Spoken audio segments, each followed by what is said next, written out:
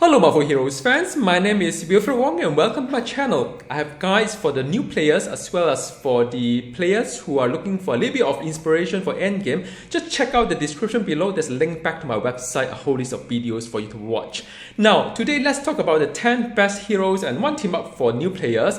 I've got a lot of questions when it comes to this game in YouTube as well as in game, like which hero should I unlock, and I've got some new heroes, but what other heroes should I be unlocking? And I can understand if you are new to this game, it may be quite overwhelming to look into a roster of close to 60 heroes, and this whole thing is keep growing as well.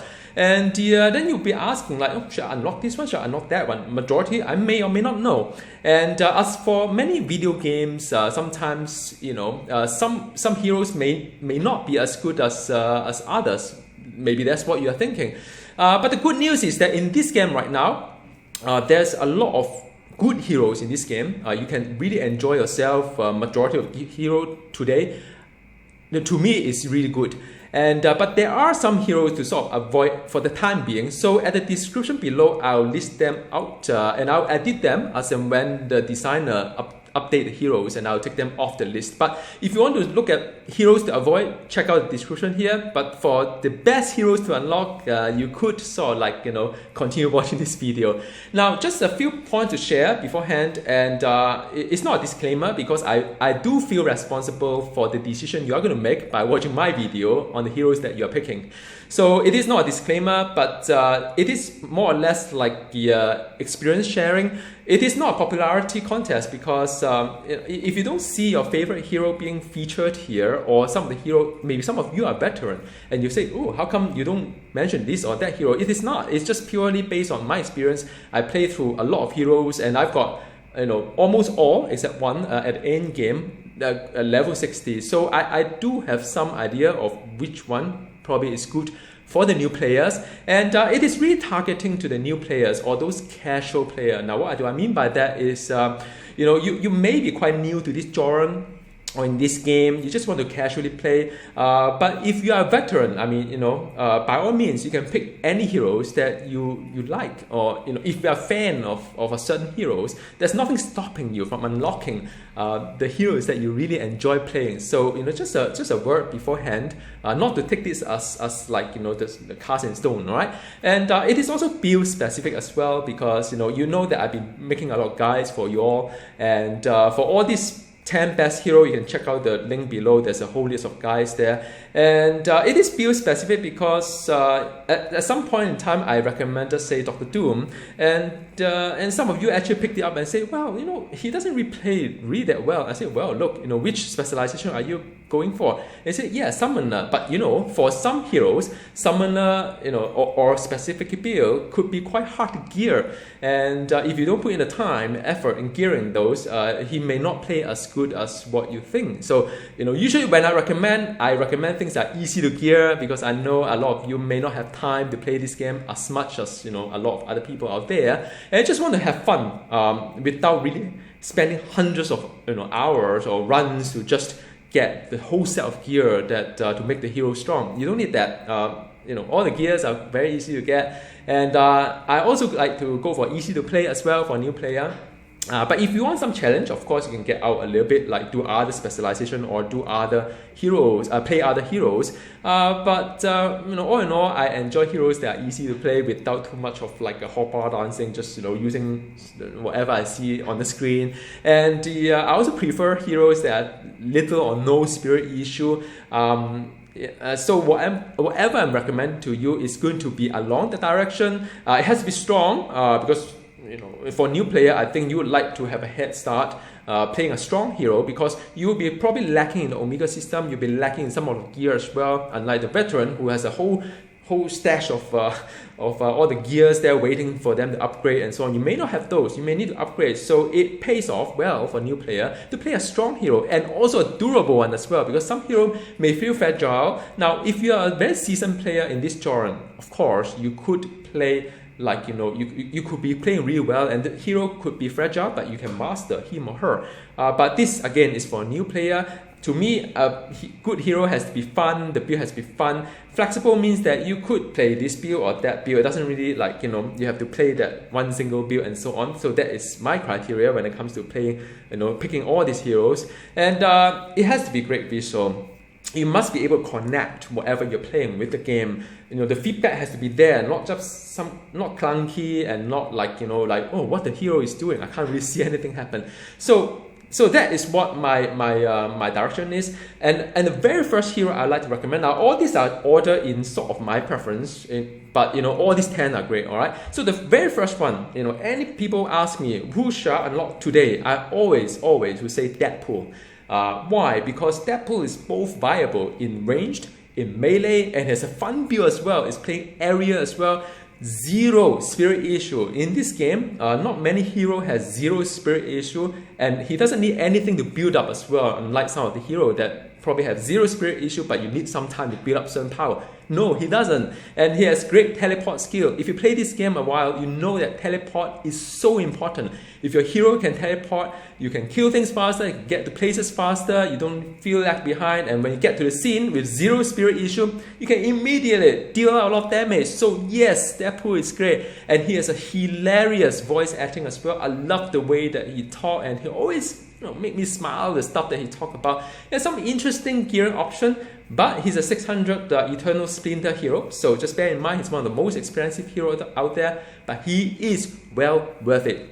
Now the second one I would like to recommend, also a 600 Splinter hero, is Spider-Man. Now Spider-Man can play as a melee and play as a range. Both are effective. You know, both are strong, and he has a movement build as well. I tried it; it's fun too. I love it, and he's very agile. You know, the way they jump, the way that he move, and you feel that wow, it's really like in the movie. The way that he flips around, animation is so fluid. Not many heroes are really in complete fluidity, and Spider-Man is one of the very rare ones. You don't feel any lag or delay when you play him, and everything just so nice.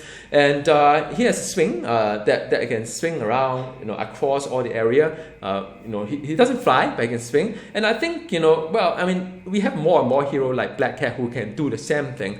But I mean, Spider-Man is the one that really amazing signature as well. If you do signature, he grab everybody up and, you know, with his web and then slam right in the middle.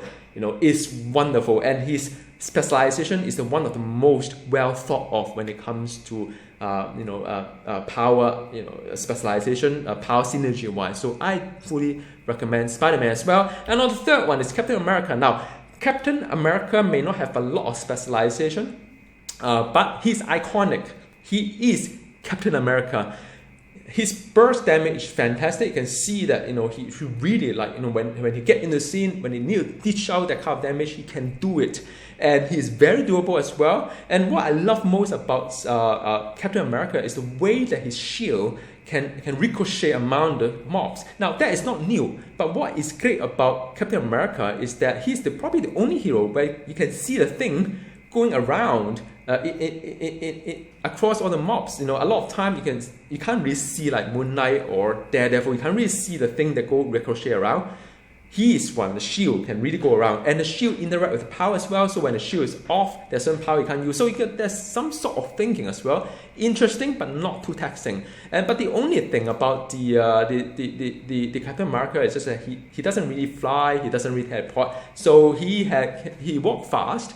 But I mean, that's the only drawback on him. And his ultimate is amazing. When you do his ultimate, you know, he's sort of like there's Iron Man come down. You know, there's like a beam coming from the sky. You know, her shield, you reflect the beam to the enemies, and then, you know, there's Thor. There's like Thor the hammer in, and how I don't know what. I mean, there's like wow, it's a whole lot of stuff that going on. It's really, you know, like Avenger Assemble kind of thing. I mean, I wish that Cyclops is as cool, but Captain America is really one that I highly recommend. Now, on to number 4, Silver Surfer is one of the heroes where anyone who plays him would enjoy.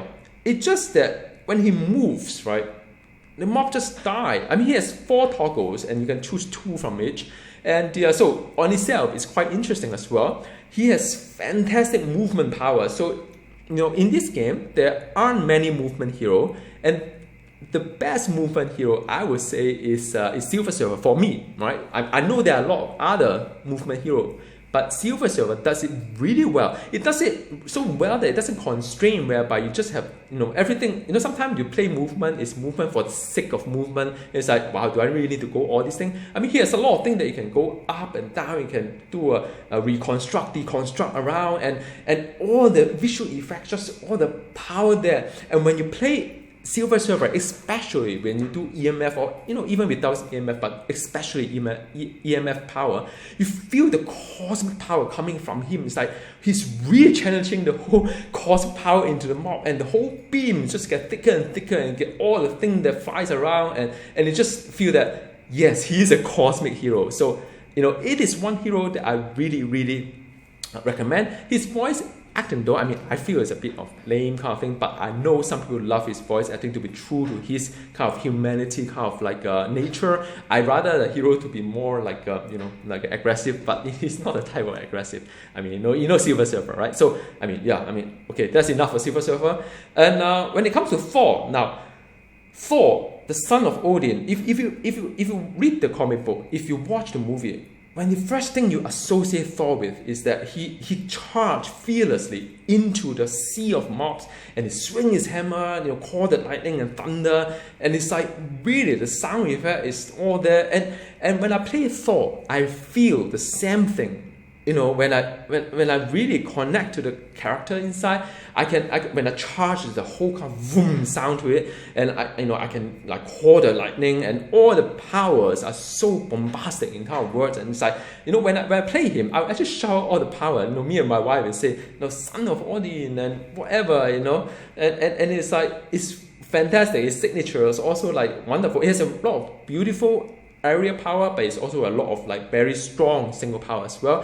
So, and here's something called Odin Force as a secondary resource, and a lot of times secondary resource is not something you pay attention to, but his one is like you pay attention to, but it's not too taxing. It's very durable, he can fly, and my build is a melee. I understand that some may like to play him as range, but hey, I mean, Thor, man, I mean, have to hold the hammer and whack something, right?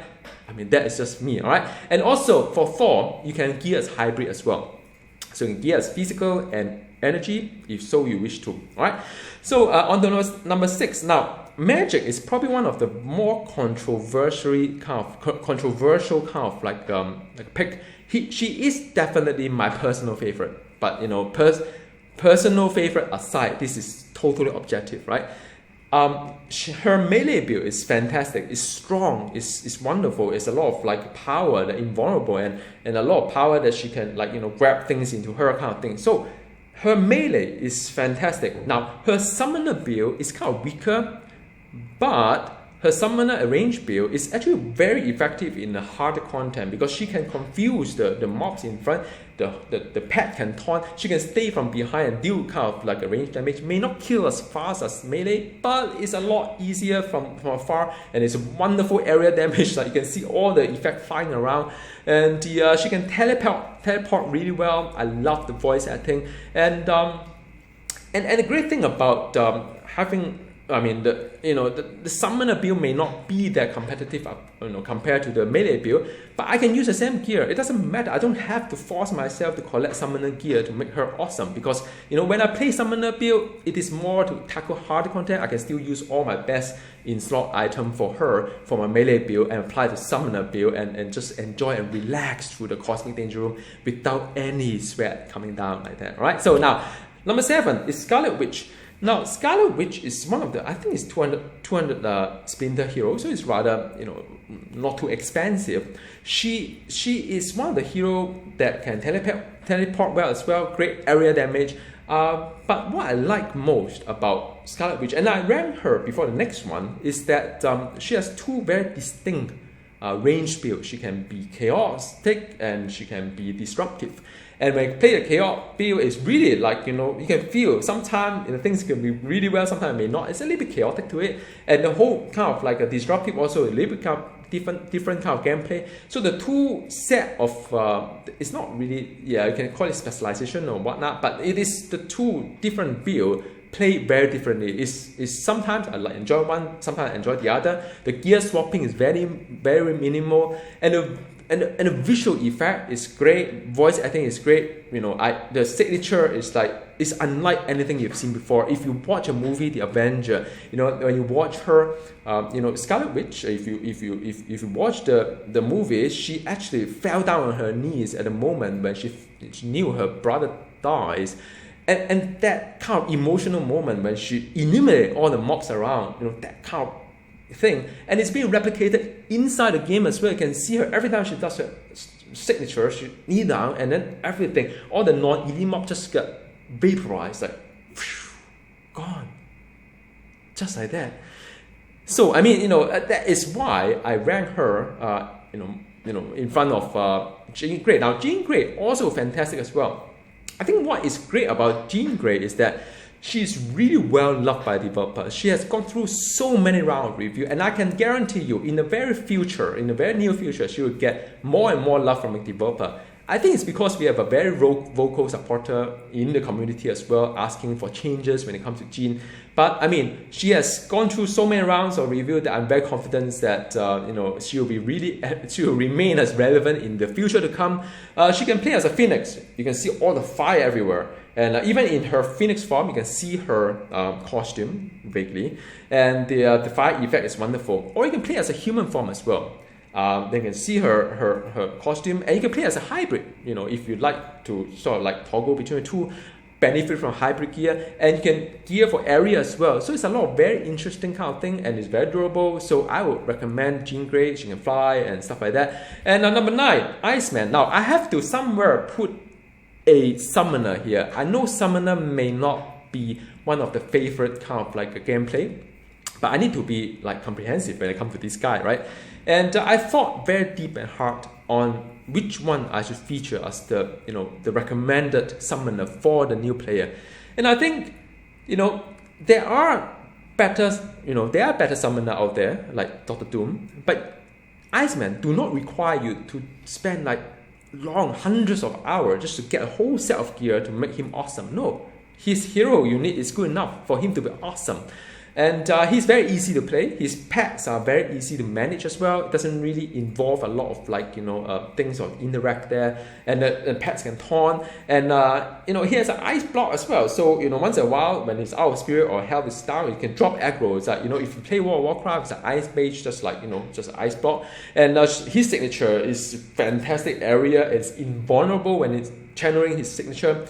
So it's a lot of like very no, he's not durable, but he has a lot of power to mitigate a lot of incoming damage. Visual effects wonderful. When you do his ultimate, your whole screens are freeze, like, you know, like you're just go into the ice world.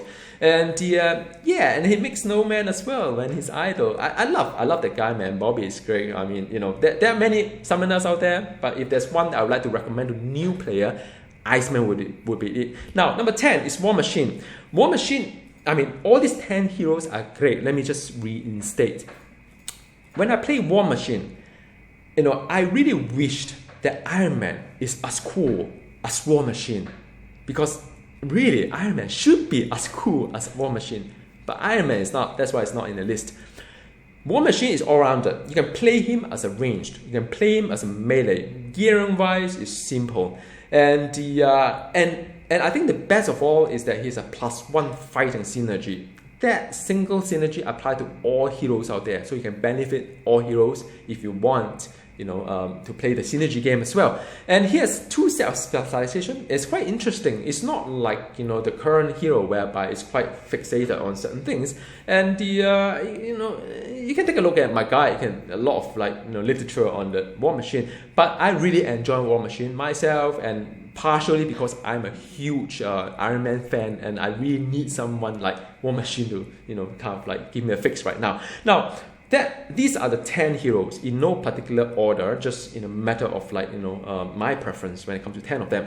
And the best team up, of course, is going to be Deadpool. And it's if you check out my video on the private pirate, you know, Deadpool is a free Deadpool team up. Depending on if you're a new player, you probably need to level up as you go through a story and then do some of these objectives, and it would probably take a bit longer time. But if you already have one hero at level 60, you can do all these objectives and you can get him about what 1 hour, 1.5 hours. You probably can do it all 2 hours. It's still a lot faster than farming Eternal Splinter to unlock the Deadpool kit.